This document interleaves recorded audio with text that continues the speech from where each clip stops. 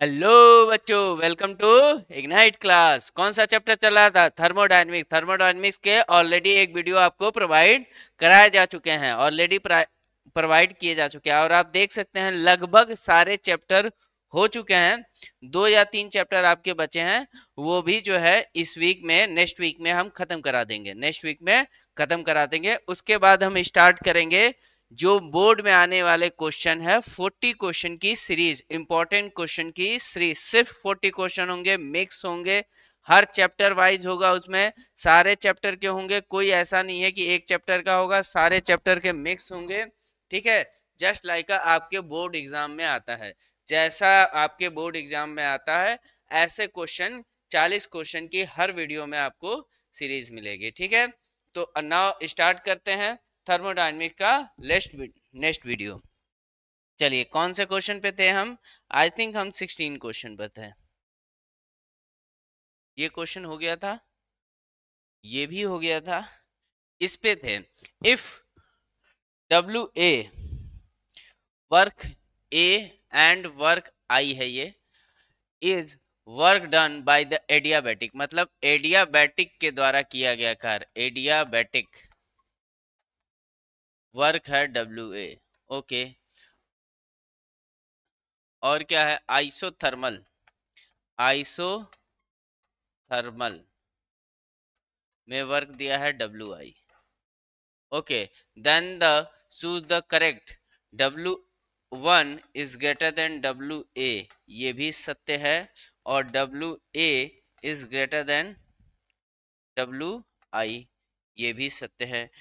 कब कब सत्य है? एक एक्सपेंशन के लिए सत्य होगा और एक कंप्रेशन के लिए। ऐसा तो दिया ही नहीं है कि एक्सपेंशन की बात हो रही है कि कंप्रेशन की बात हो रही है, ऐसा तो क्वेश्चन में दिया नहीं है कि एक्सपेंशन की बात हो रही है कि कंप्रेशन की बात हो रही है। तो एक कंप्रेशन वर्क ज्यादा होगा, एक में एक्सपेंशन वर्क ज्यादा होगा। ठीक है, देखो, अब देखो, एडियाबैटिक को कंप्रेस करना टफ होता है इन कंपेयर टू आइसोथर्मल के। तो जो कंप्रेशन वर्क है एडियाबैटिक में वो ज्यादा हो जाएगा, लेकिन वही एक्सपेंशन में उल्टा हो जाएगा, एक्सपेंशन में उल्टा हो जाएगा। तो इसका ऑप्शन क्या हो जाएगा? दोनों हो जाएगा। ठीक है, फटाफट स्क्रीनशॉट ले लीजिए आप लोग। Internal energy of molecule of gas is, internal energy of molecule of gas, internal energy क्या होती है sir? Kinetic energy and potential energy. Kinetic और पोटेंशियल दोनों का मिक्सअप होता है, केटीजी में मैंने खूब अच्छे से पढ़ाया है। वेरी इंपॉर्टेंट क्वेश्चन है बोर्ड के पर्पज से। During the reversible process loss of energy, reversible process, reversible का मतलब समझो, एक सिस्टम है जो 1 से 2 जा रहा है, P वर्सेस V की डायग्राम है ये, सिस्टम 1 से 2 जा रहा है। अगर ये जाने के टाइम जिस पाथ को फॉलो करे और आने के टाइम सेम पाथ को फॉलो करे, यानी कि 1 से 2 में एनर्जी जो है delta U is equal to, मान लो समथिंग आता है, एक्स आता है। जब ये 1 से 2 जा रहा है तो 2 से जब 1 जाएगा, 2 से जब 1 जाएगा तब भी एक्स रिटर्न मिलेगा, तब भी एक्स रिटर्न मिलेगा। तो यानी कि द लॉस ऑफ एनर्जी क्या होगी? लॉस ऑफ एनर्जी, अगर इसकी हम बात करें, यहाँ से यहाँ गया फिर यहाँ से यहाँ आया, तो लॉस ऑफ एनर्जी क्या होगी? जीरो। लॉस ऑफ एनर्जी क्या हो जाएगी? जीरो। 1 से 2 जाना और 2 से 1 आने में क्या आएगी? जीरो।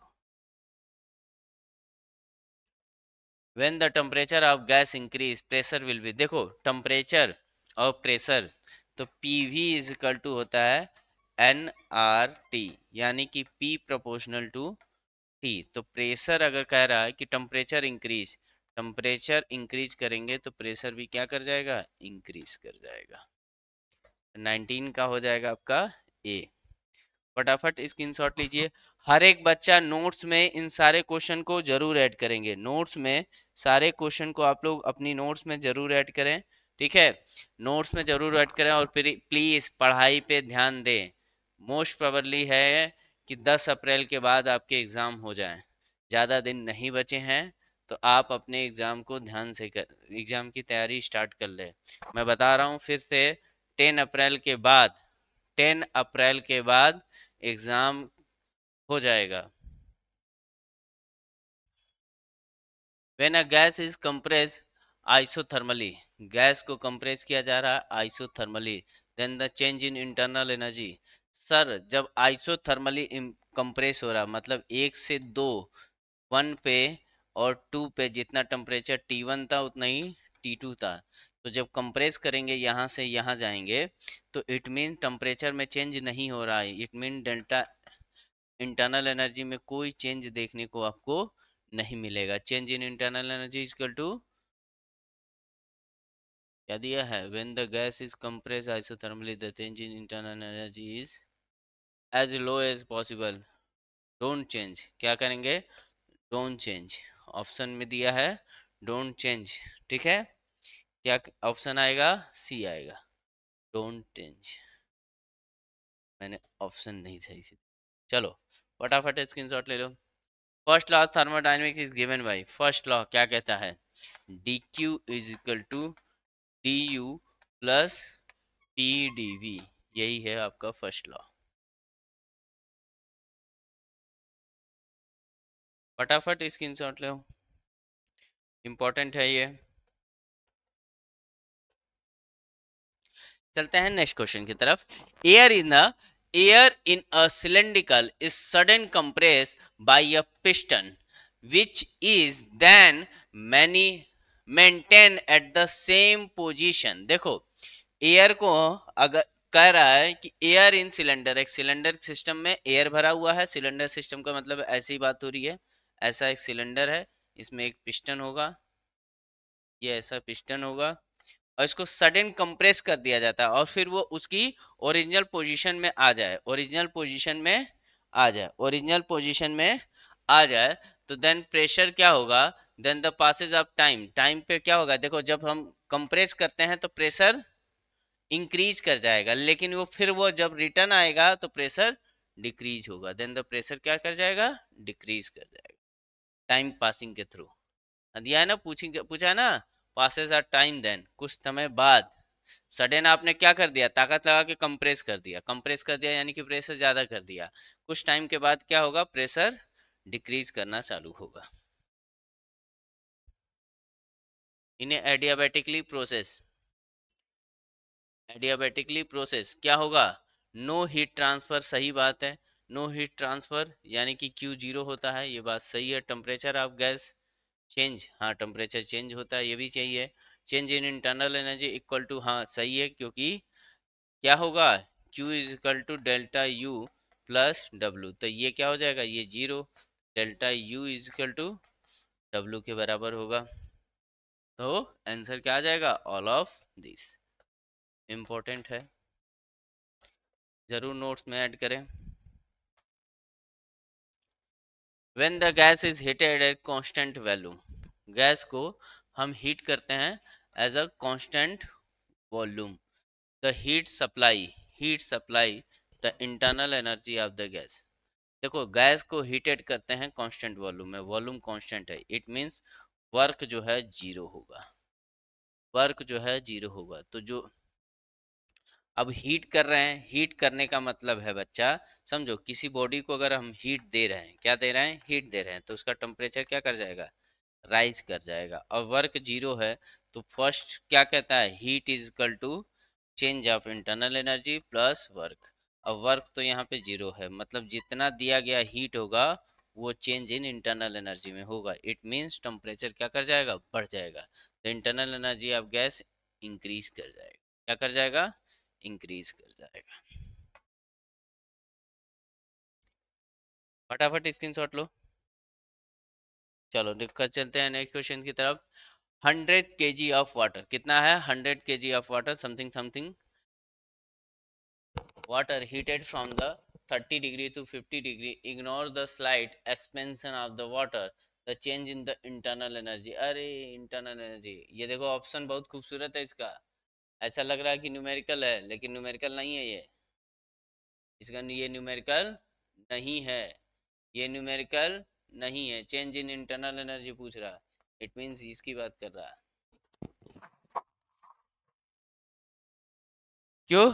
क्योंकि वॉल्यूम में चेंज नहीं होगा तो ये वाले सारे टर्म जीरो हो जाएंगे। ये सिर्फ और सिर्फ वेरी इंपॉर्टेंट क्वेश्चन है, और ये पीवाईक्यू है, ये पीवाईक्यू क्वेश्चन है, याद रखो।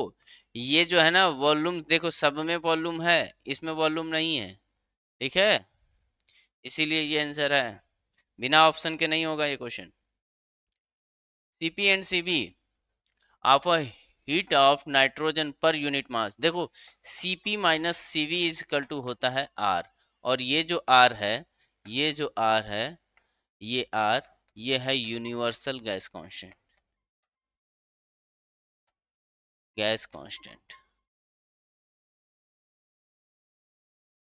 बट यहाँ पर्टिकुलर नाइट्रोजन के लिए बात कर रहा है, तो Cp minus CV is equal to R by 28। क्यों? क्योंकि नाइट्रोजन N2, N2 का मोलिकुलर वेट कितना होता है, M2 का मोलिकुलर वेट 28 होता है। कितना होता है? 28। तो ये आ जाएगा आंसर है। Very important. हो सके अगले इस साल बोर्ड में N2 की जगह O2 आ जाए तो क्या आ जाएगा, 16 आ जाएगा।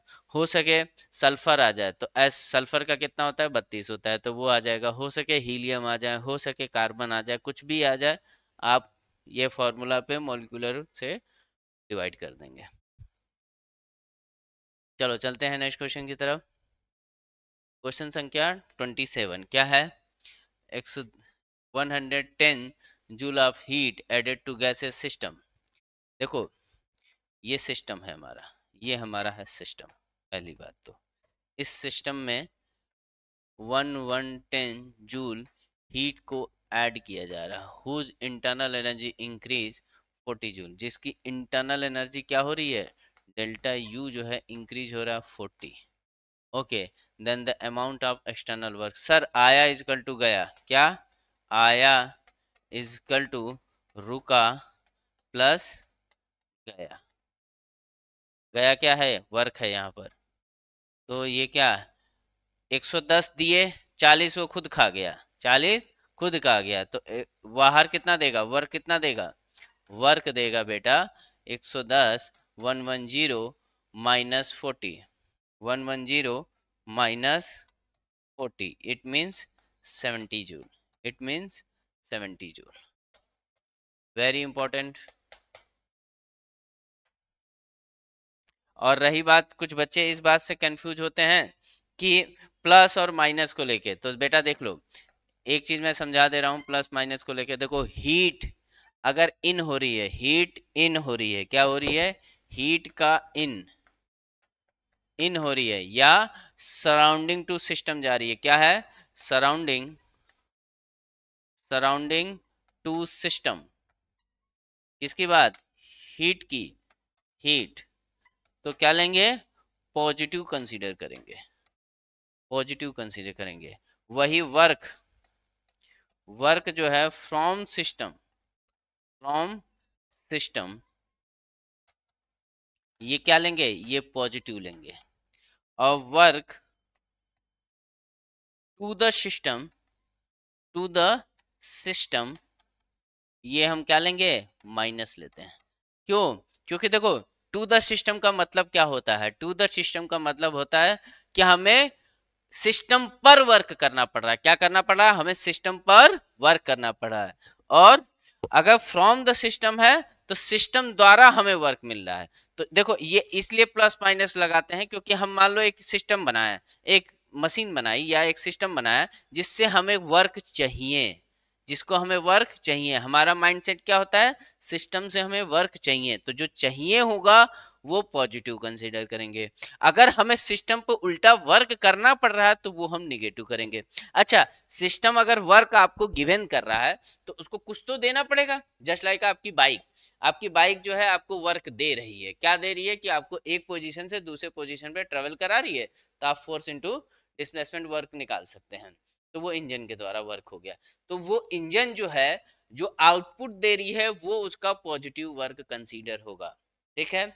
और अगर इंजन को आपको धक्का मारना पड़ रहा है, आपको गाड़ी को धक्का मार के ले जाना पड़ रहा है, तो आप क्या कर रहे हैं, वो निगेटिव वर्क की तरह कंसीडर होगा। अच्छा, इंजन जब आपको पॉजिटिव वर्क दे रही थी तो उसको देने के लिए ऐसा तो है ना कि इंजन अपने मन से दे रही है। आपको उसके अंदर जो है कि कुछ ना कुछ हीट डालना होगा, कुछ ना कुछ पेट्रोल डालेंगे, वो बर्न होगा, हीट प्रोड्यूस होगा। तो वो हीट जो आप सिस्टम को दे रहे हैं वो पॉजिटिव कंसीडर करेंगे। जो सिस्टम अगर हीट अपने बाहर निकाल रही है वो निगेटिव कंसीडर करेंगे। समझ में आई बात? देखो, हीट इन सिस्टम ये हम पॉजिटिव लेंगे, और हीट आउट, अगर हीट का आउट हो रहा है, हीट का आउट कर रही है, हीट मतलब सिस्टम से बाहर निकल रही है, तो ये हमारे लिए निगेटिव हीट है। हम नहीं चाहते कि एनर्जी का लॉस हो।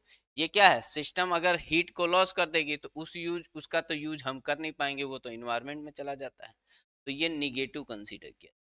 उसी तरह वर्क के केस में अगर सिस्टम वर्क दे रहा है, मतलब आउटपुट वर्क, कैसा वर्क, आउटपुट, तो कैसा लेंगे, पॉजिटिव लेंगे।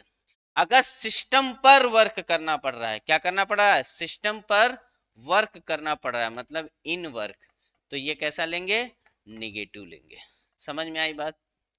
डायरेक्शन जिन बच्चों को कंफ्यूज होते हैं वो ये ध्यान रखेंगे, बस इतना ध्यान रखेंगे कि जस्ट लाइक आप बस याद रखिए कि आपके पास एक गाड़ी है।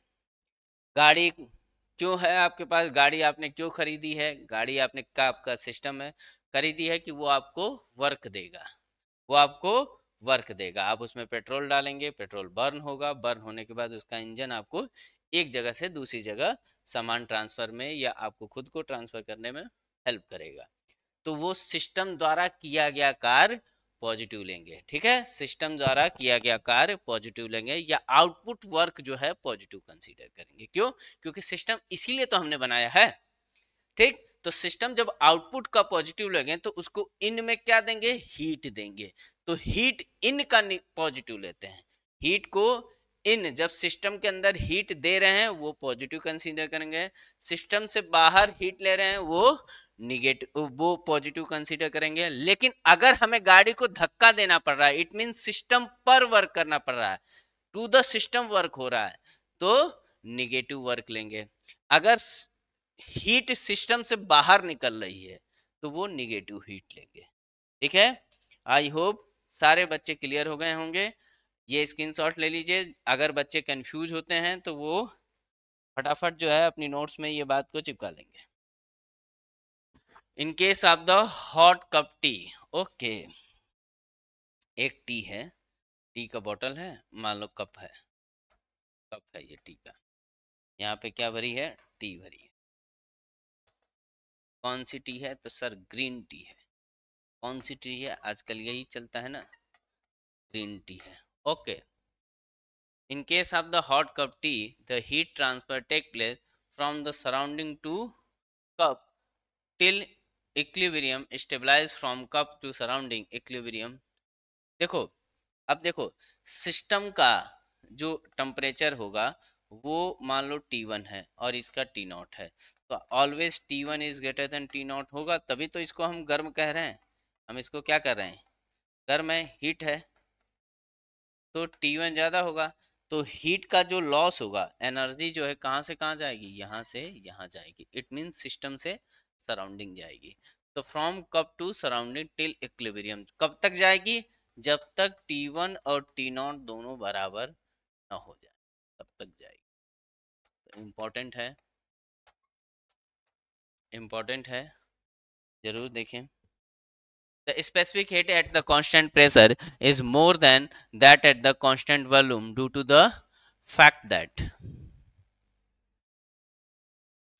the specific heat at constant pressure is more than that at the constant volume। देखो, specific heat Cp,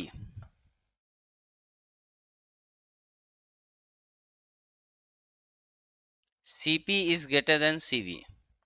बेटा, कांस्टेंट प्रेशर पर, कांस्टेंट प्रेशर पर किसी वस्तु को क्या वर्क निकालना या कंप्रेस करना मुश्किल होता है in compare to constant volume पर, किसी भी गैस को टैकल करना। हालांकि ये आप कैसे देख सकते हैं, मेयर्स इक्वेशन से, Cp माइनस Cv is equal to R, और जो R है ये पॉजिटिव वैल्यू होती है, तो Cp is greater then Cv always. कहाँ जाएगा,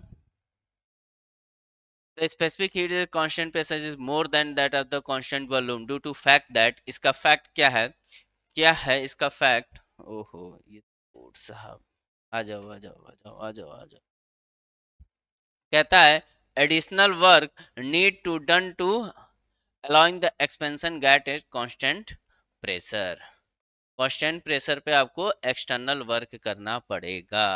कांस्टेंट प्रेशर पे किया गया वर्क कांस्टेंट वॉल्यूम से हमेशा ज़्यादा होता है, क्योंकि कांस्टेंट वॉल्यूम का वर्क तो जीरो होता है, से तो ज़्यादा ही होगा।